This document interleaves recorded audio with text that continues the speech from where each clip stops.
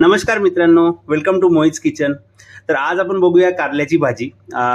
कारले म्हटलं तर ॲक्च्युली लोकांची अशी भावना असते की खूप कडू असतात, मला नाही आवडत बाबा.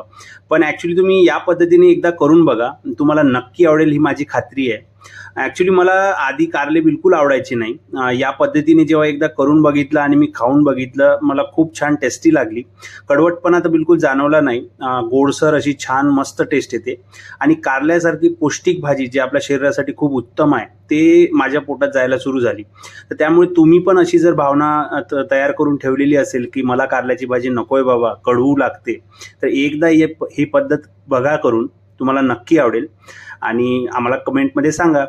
तर चला आपण बघूया काय काय करावं लागेल. तर यासाठी आम्ही छान छोट्या आकाराचे कारले घेतले.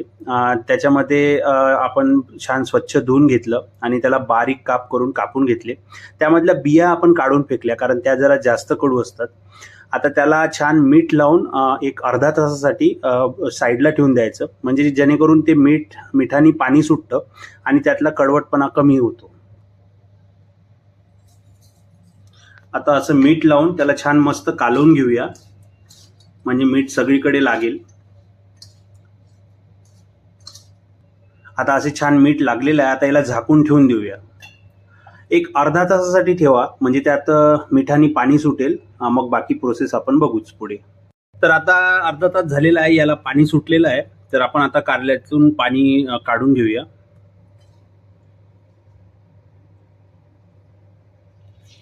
हे असं पाणी निघतं, याने हे कडूपणा निघून जातो. मग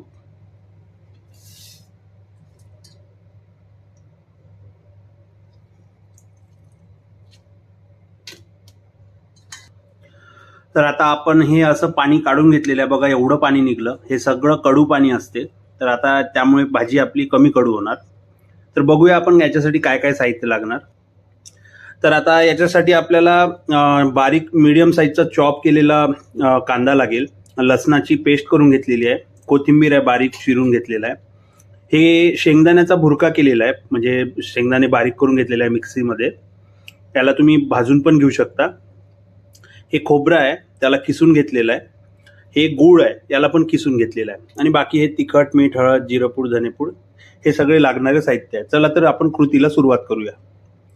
तर आपण आता तेल घालून घेऊया. अशी मोठी कढई घ्यायची, म्हणजे अरत परत करायला सोपी जाते कारले. आता तेल गरम झाल्यावर यामध्ये कांदा घालून घेऊया. तर तेल गरम झालेलं आहे, आपण यात चॉप केलेला बारीक कांदा टाकून घेऊया.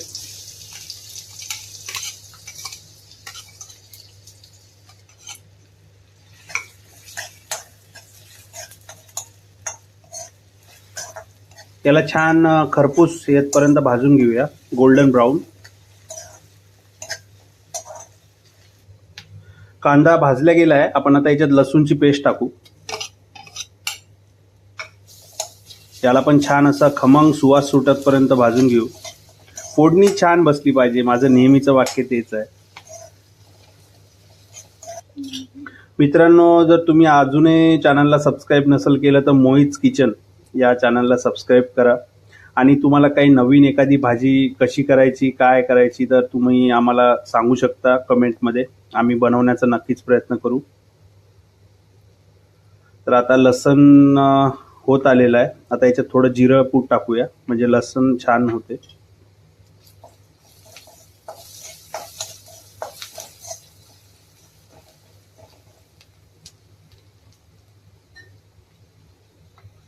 आता यामध्ये धनिया पावडर टाकू, धन्याची पूड, हळदी,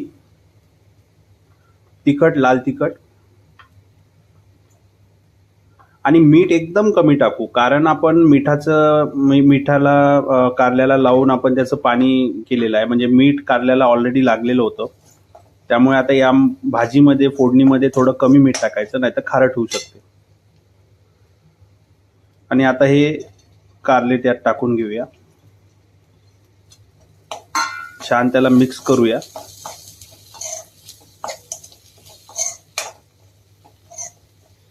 आता हे छान मिक्स झालेले आहे. याला आता छान झाकून आपण 10 मिनिट शिजू देऊया तेलामध्ये, हे कारले थोडे नरम पडेल. असं मधाआधात थोडं फिरवून घ्यायचं, म्हणजे जेणेकरून खाली लागलं नाही पाहिजे. तर आता हे छान शिजलेली आहे तेलामध्ये. आता आपण यामध्ये शेंगदाण्याचा कूट टाकून घेऊया आणि लागलीच आपण खोबरा किस पण टाकून घेऊया त्यात.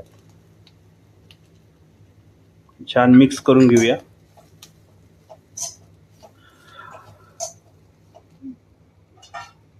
आता याला अजून 2 मिनिट होऊ देऊया. तर 2 ते 3 मिनिट झालेले आहे. थोडा खोबरं आणि शेंगदाणे करपूस झालेले आहे, लाल आलेले आहे.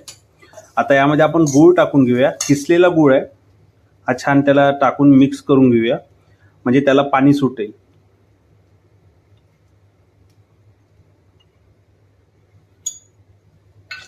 कर दे जी इसे चंगे से मिक्स मुक्स. तर हे असं छान त्याला मिक्स करून घ्यायचं, म्हणजे छान पाणी सुटेल. कारले जी काही राहिले सुईली त्याची कसर आहे ते पाण्यामध्ये अजून शिजून जाईल, गुळाच्या पाण्यामध्ये.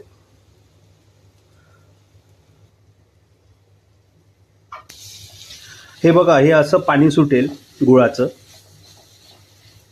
कारल्याला छान मिक्स होईल गुळ, म्हणजे कारल्याची कडवटपणा कमी होईल आणि गोडवा येईल. आता याच्या पाण्यामध्ये छान असं स्टीम होऊ देऊया, म्हणजे थोडं राहिली सुईली जे कसर आहे ते छान कारले शिजून जाईल. मग काही नाही, मग यात बस कोथिंबीर टाकून गार्निश करून घ्यायचं आणि मस्त वाढून घ्यायचं. हे बघा, आता गूळ आवळून घेतलेला आहे छान. पाणी पण आटलेलं आहे. ही अशी छान मस्त अशी रंगत आलेली आहे बघा, मिक्स झालेली आहे. आता तुम्हीच सांगा ही भाजी कडू कशी राहील. बरोबर, आपण आधीच त्याचं कडवटपणा मिठाच्या पाण्यातून काढला, प्लस आता एवढा गूळ टाकला, छान तिखट टाकलं. आता कशी कडू राहील. बरोबर, तर आता ही अशी रेडी झालेली आहे. याच्यामध्ये आता कोथिंबीर घालून घेऊया. याला भाकरी सोबत वगैरे इतकी छान लागते ना. तसं तुम्ही पराठे फुलके आपल्या चपातीसोबत पोळ्यांबरोबर पण खाऊ शकता, पण भाकरीसोबत अशी उत्तम लागते ही. एक मस्त बाजूला हिरवी मिरची घ्यायची आणि भाकर आणि कारल्याची भाजी. असा मस्त कोथिंबीर टाकून छान कालून घेऊया. आता बस 2 मिनिट ठेवायचं आणि गॅस बंद करून ठेवून द्यायचा. तर एकदा नक्की करून बघा मित्रांनो, तुम्हाला नक्की आवडेल आणि आवडल्यास कमेंट करा. असं 2 मिनिट सेटल व्हायला ठेवून देऊया आपण. तर भाजी सेटल झालेली आहे. तुम्ही आता करून बघा, छान जेवणाचा आस्वाद घ्या, आम्ही पण घेतो. चला तर मग भेटूया पुन्हा एका नवीन छान घरगुती रेसिपी सोबत. तोपर्यंत टेक केअर, बाय बाय.